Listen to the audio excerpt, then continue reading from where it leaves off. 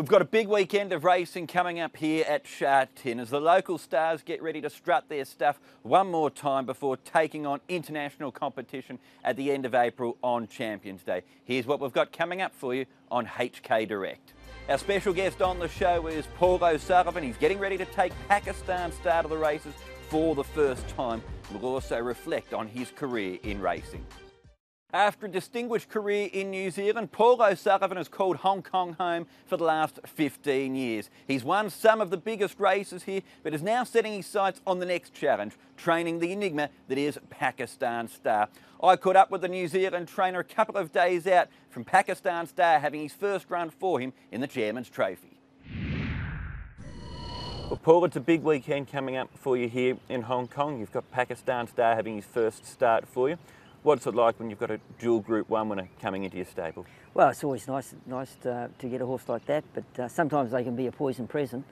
He's obviously an extremely talented horse and he's just struggling a little bit with his form at the time. So it's hard for me to sort of put my finger on exactly why he's coming in very good condition and good health. So hopefully little changes can turn things around. You mentioned that he comes to you out of form. We know how capable he is. What's the pressure like for you to try to turn him around? Well, naturally enough, if he's winning or going very close, there'd be a lot of pressure to continue to perform. So it's not quite that type of pressure, but of course there's a fair bit of responsibility to try and turn him around. We've seen what he's been able to do on the track, that debut win that caught the attention of everybody around the world, the 2 Group 1s. We've also seen the bad side of him pulling himself up.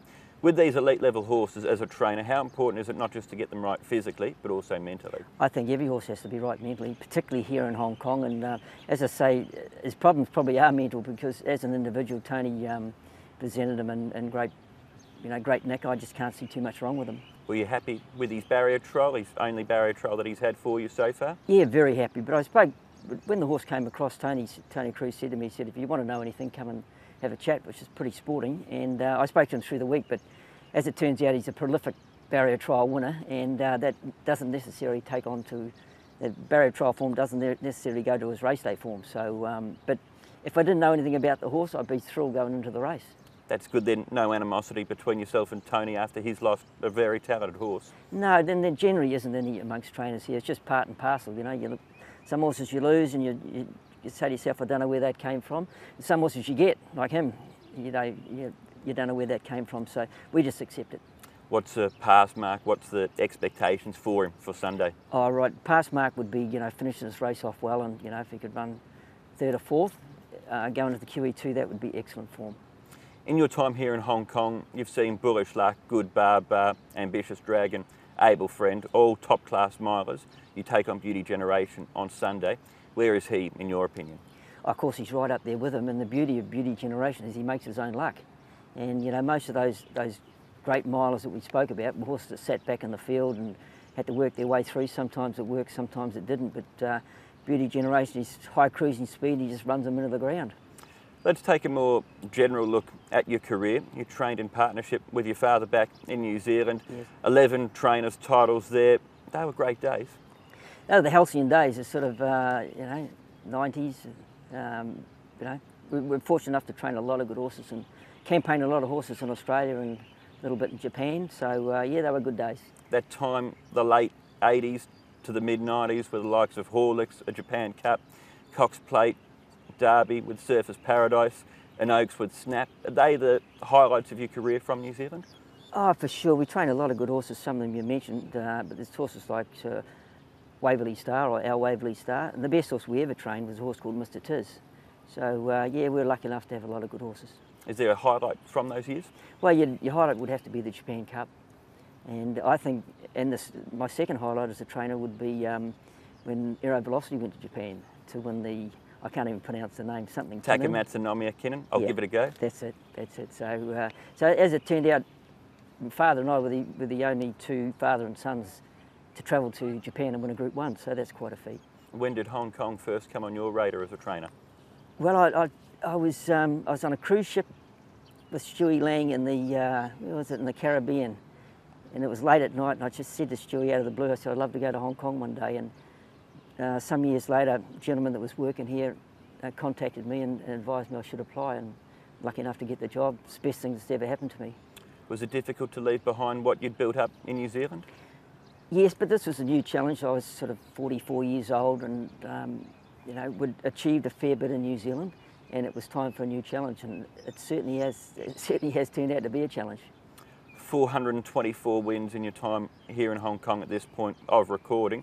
Are you happy with how things have been in the 15 years? Oh, look, I've had my ups and downs for sure. You know, I've had some great years and I've had some shocking years, and you just keep your head up. I remember a very famous trainer in New Zealand called Colin Gillings, and I think you remember Colin, and he said, I'll tell you something, son. He said, never let them know it's hurting. Never let them know it's hurting. So you just keep your head up through tough times, and you've got to adapt. You know, we come from how we train them in New Zealand is totally foreign to how we train them here in Hong Kong. So this place is adapt or die, and you know, we've continued to adapt. And I think this year's been a little tight because last year was so good. But I think you know, I'm pretty happy with the way the methods we're using here now. In saying that, it didn't take you long to achieve top-level success. 3 years after you arrived here, you won the Derby with Vital King. It was a pretty exciting race. Yeah, it was, and you know, as it turned out, if you look back through the stats, it turned out to be a very, very good Class 2 race. That's what it was. Nothing really went on to any great heights in that Derby, and that's how it can be from year to year. You don't know until you get to the Kiwi 2 Cup exactly where you stand. But yeah, that was a great thrill. Brett Preble rode him, and but you know, the big difference between here and Hong Kong and New Zealand. In New Zealand, every year you get your 60, 70 yearlings, and you'd almost guarantee 3 or 4 of those will be Group 1 horses. Here it's a little bit tougher. So how tough is it to source high quality horses for here? Because obviously you buy your tried horses, but also you've got to take a chance on unraced horses. Yeah, well, the PPGs, we've had the most success with PPGs, and the majority of those have come through the stable. You know, we've got a number of investors there that have been there for years. We go and buy yearlings, we get them up to the trials, we either sell them or sack them. So we get first pick out of a lot of nice colts through the stable, and our better PPGs or PP with Aero Velocity through the stable, that's where we've had our most success. Let's talk about Aero Velocity. Is he the best horse you've had in your time here? Oh, for sure, for sure. Great warrior. You know, he's sort of won by a lot of narrow margins. Had some very tough races, but just kept backing up. He had his issues. He obviously wasn't an easy horse to manage. Bit of a character. Yeah, bit of a character, but we sort of worked around him. And as I say, very, very brave racehorse. Aero Velocity from Penophobia. Lucky Bubbles on the scene late. Aero Velocity in front. Lucky Bubbles trying to reach him. Aero Velocity, what a grand 8-year-old he is. He takes his second sprint. You've had horses that have taken you around the world in New Zealand. He's the one that's taken you around the world in Hong Kong, isn't he? Yeah, for sure. You know, it's hard enough to get a Group 1 horse here, let alone one that will travel and travel successfully. And as I say, he's been a marvel. He's now retired back in Sydney, Muskoka Farm. And I saw a photo of him the other day. He's getting pretty fat. He's enjoying himself? Enjoying himself, yeah. Is Pakistan Star that new Group 1 horse for your stable, do you think? Well, we're going to get some sort of an indication, you know, after this weekend. You know, if he doesn't perform, I'll be scratching my head a bit. You mentioned you came here at the age of 44. We won't give away your age, but you beat here 50 years, so yeah. Use your maths to figure that out. Still plenty more time in Hong Kong. What's the future hold for Paul O'Sullivan? Well, I'd like to just continue doing what we're doing. You know, I'd like to improve the sourcing of the horses that we've got, and just try and sort of get some investors that are prepared to put up money and buy horses that are capable of running in the best races. But Hong Kong's Hong Kong. It's a great place to train. Well, Paul, it's been terrific chatting. All the best with Pakistan Star and the rest of the season. We'll certainly be cheering you on. Thanks, Evan.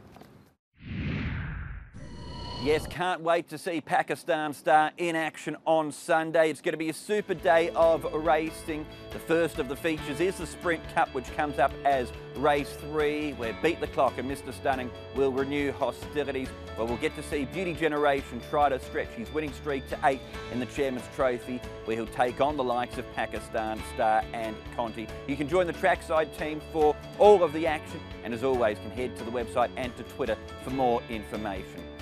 That's it for this edition of HK Direct. Thanks for your company. We're going to leave you with Masterclass for the month of March. In his second season, Frankie Law brought up his 100th winner as a trainer and completed his domination of the 4-year-old series with Furore taking out the Derby.